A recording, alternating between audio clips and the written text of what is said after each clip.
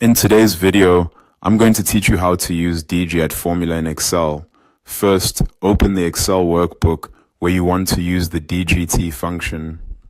This function is designed to pull a single value from a table or database style range based on criteria that you specify. It's especially useful when you want Excel to return one exact match from a structured set of data. Next, prepare your sample data. In this example, the data is placed in cells A1 through C6.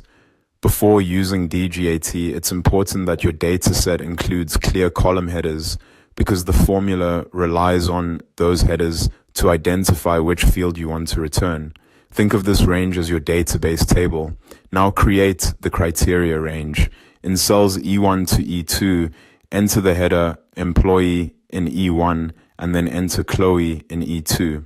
This criteria range tells Excel what condition to look for in the database. A helpful tip here is to make sure the header in the criteria range matches the header in your table exactly.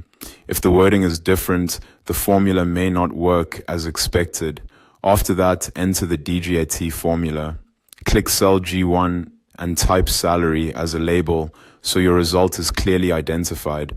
Then click cell G2 and type the formula equals DGET, followed by an opening parenthesis, A1 C6, a comma, salary, another comma, E1 E2, and then a closing parenthesis.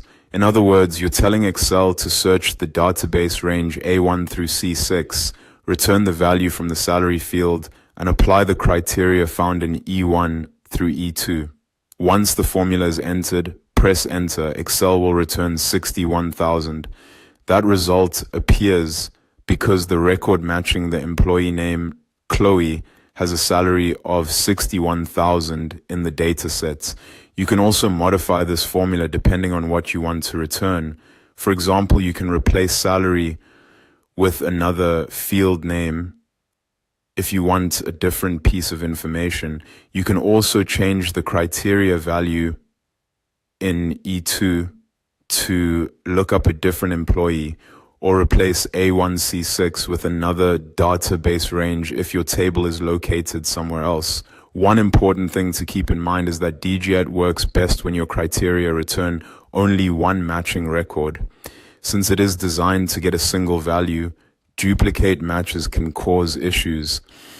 And that's it. That's how to use the DGET formula in Excel.